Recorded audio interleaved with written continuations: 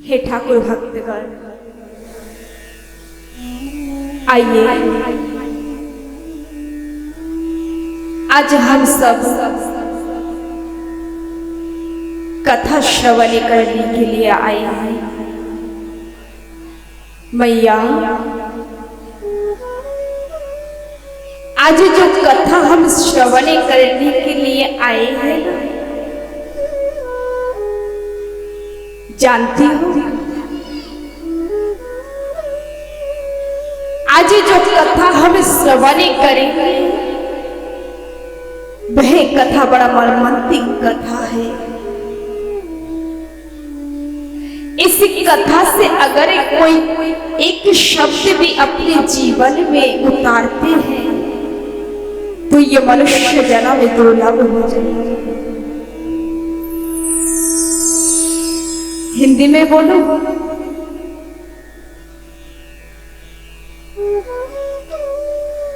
अच्छा, ये राधे राधे क्यों बोलते हैं?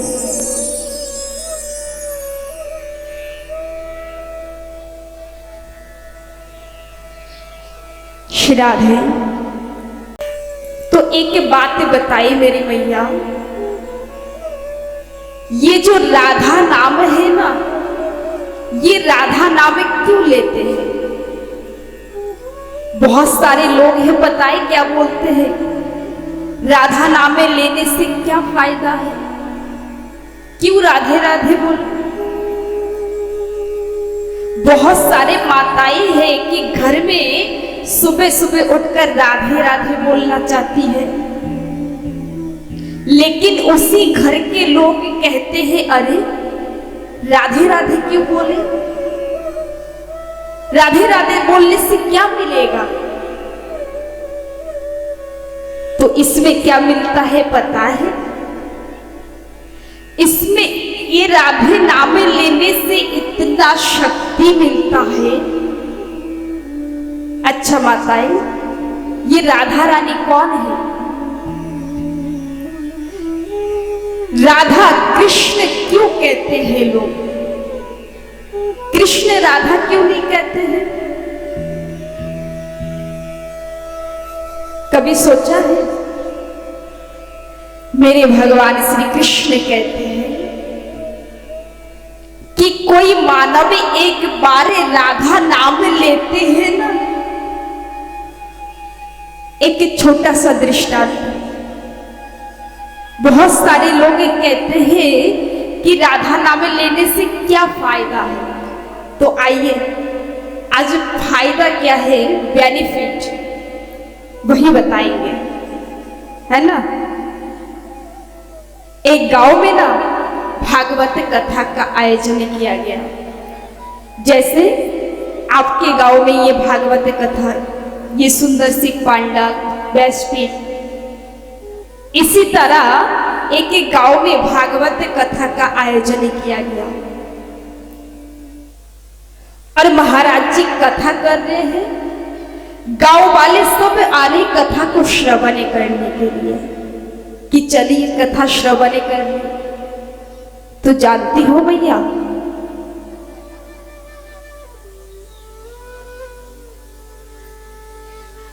प्रेम से बोलो राधे राधे। तो गांव के लोग सब आ रहे कथा श्रवण करने के लिए। तो उसी गांव में दो भाई रहते थे। माताएं जरा ध्यान देना इधर। उसी गांव में दो भाई रहते थे। तो जो सबसे छोटा भाई है वह बड़ा कृष्ण भक्त है, भगवान का नाम जाप करते हैं, पूजा अर्चना करते हैं और वह प्रत्येक दिन कथा श्रवण करने के लिए आते हैं। लेकिन उसके जो बड़े भाई हैं वह बड़ा दुष्ट थे। कभी अपने मुख से कृष्ण नाम का उच्चारण नहीं किया, कभी इस दुकान से कृष्ण कथा को श्रवण नहीं किया। माताएं जानती हो, वह जो छोटा भाई थे ना, कथा में आते थे और भगवान से प्रार्थना करते थे, हे प्रभु, मेरे जो बड़ा भाई है वह बड़ा दुष्ट है। गांव के सब लोग आ रहे हैं कथा श्रवण करने के लिए, लेकिन मेरे जो भाई है वह कथा नहीं श्रवण करना चाहते हैं। हे प्रभु, आप कृपा कीजिए। एक बात बोलूं,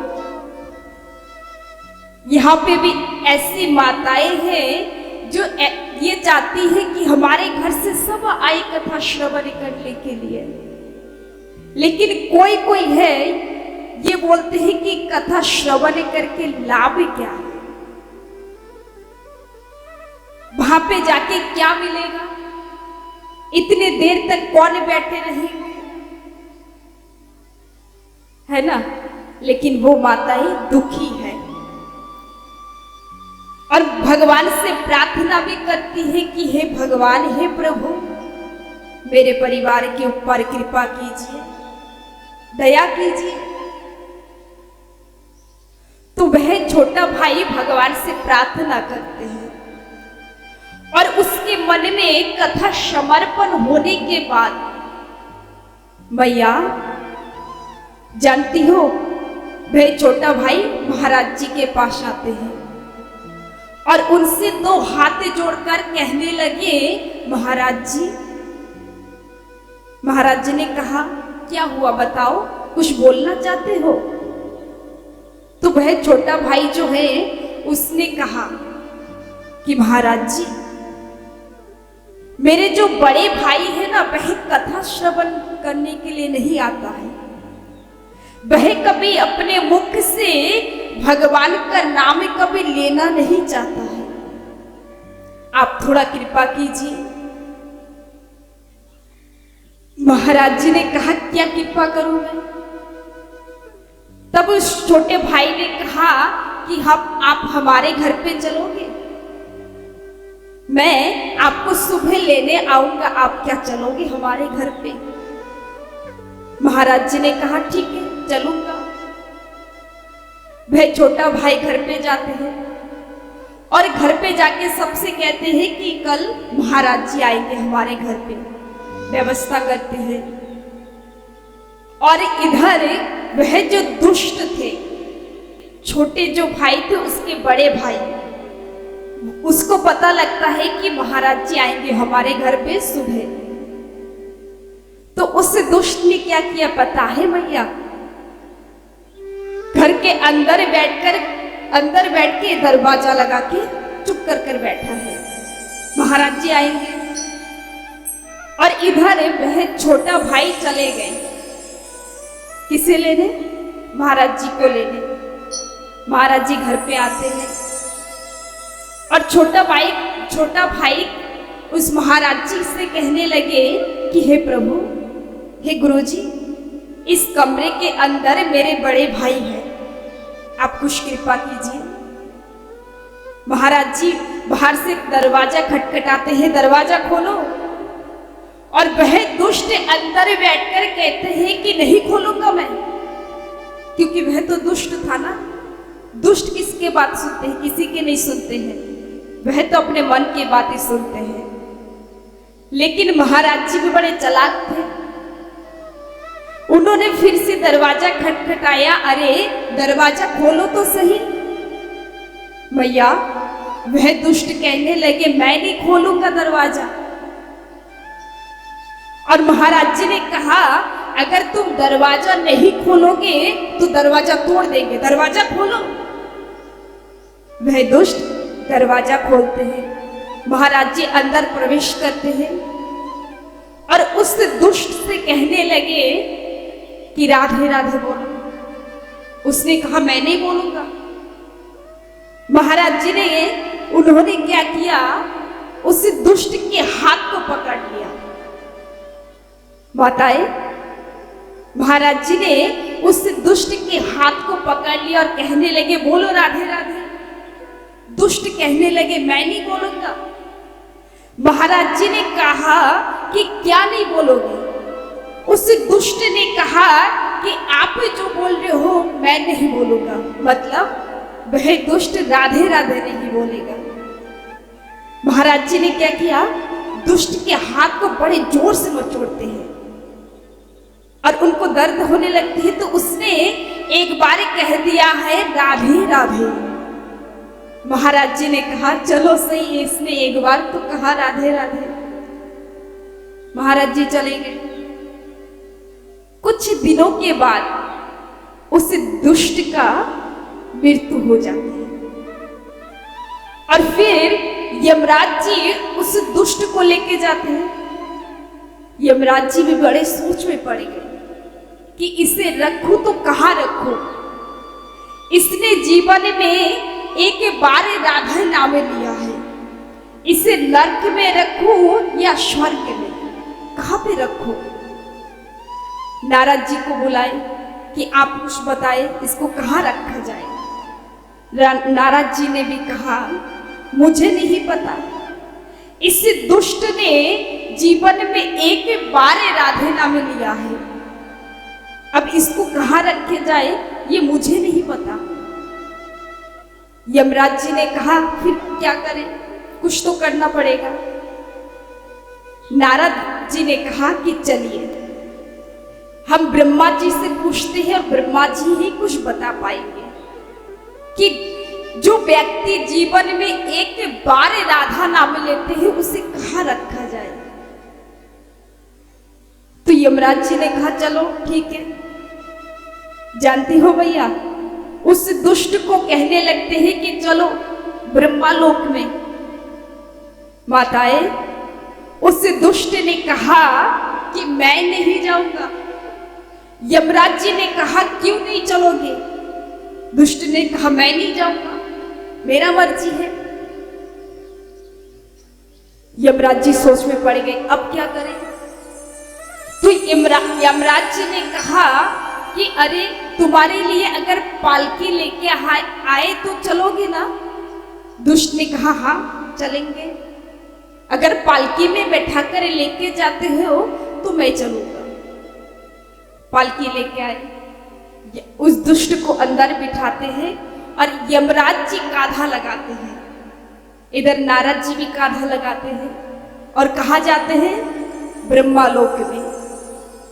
ब्रह्मा लोक में जब पहुंचते हैं तो सब कुछ बोलते हैं कि इसने जीवन में एक बार राधा नाम लिया है, तो इस दुष्ट को कहां रखे, आप ही कुछ उपाय बताए। ब्रह्मा जी ने कहा ये बात मुझे नहीं पता। जो व्यक्ति जीवन में एक बार राधा नाम लेते हैं उसे कहां रखा जाए ये मुझे भी नहीं पता। यमराज जी ने कहा फिर क्या किया जाए। ब्रह्मा जी ने बोला कि चलिए हमें भोलेनाथ जी के शरण में जाते हैं और भोलेनाथ जी कुछ उपाय बताएंगे।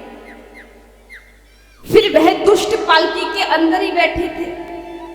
यमराज जी कांधा लगाते हैं, इधर नारद जी भी कांधा लगाते हैं और नारद जी ने कहा ब्रह्मा जी से, ब्रह्मा जी आप भी थोड़ा कांधा लगाइए ना, ये दुष्ट बड़ा भारी है। समझ रही हो ना मैं क्या बोल रही हूं। हरे कृष्णा। इधर ब्रह्मा जी भी कांधा लगाते हैं और कहा चलते हैं भोलेनाथ जी के शरण में। पालकी रखते हैं, भोलेनाथ जी से कहने लगे कि हे भोलेनाथ जी, इसने जीवन में एक बार राधा नाम लिया है, तो इसे कहां रखे, नरक में या स्वर्ग में। भोलेनाथ ने कहा कि ये बात तो मुझे भी नहीं पता कि इसको कहां रखा जाए, फिर क्या करें। भोलेनाथ ने कहा चलिए हमें विष्णु के शरण में जाते हैं, वह कुछ बताएंगे इसको कहां रखा जाए। मेरी मैया, वह दुष्ट पालकी में बैठे हैं, इधर यमराज जी कांधा लगाते हैं, नारद जी भी कांधा लगाते हैं, ब्रह्मा जी भी। ब्रह्मा जी कहने लगे भोलेनाथ जी आप भी थोड़ा कांधा लगाओ ना, ये दुष्ट बड़ा भारी होता जा रहा है।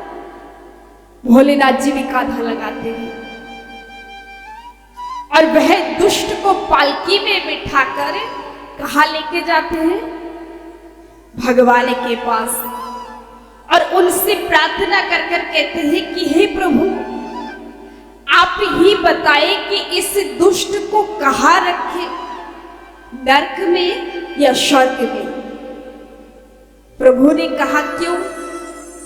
तो उन लोगों, ब्रह्मा जी ने कहा कि प्रभु, इस दुष्ट ने जीवन में एक बार राधा नाम लिया है, तो इसे कहाँ रखे जाए? मेरे प्रभु कहते हैं, हे यमराज जी, हे ब्रह्मा जी, हे नारद जी, हे भोलेनाथ जी, जो जीवन में एक बार राधा नाम लेते हैं उसे पालकी में बिठाकर शिव, ब्रह्मा, नारद और यमराज जी पालकी में बिठाकर मेरे शरण में लेके आते हैं, जो एक बार राधा नाम लेते हैं।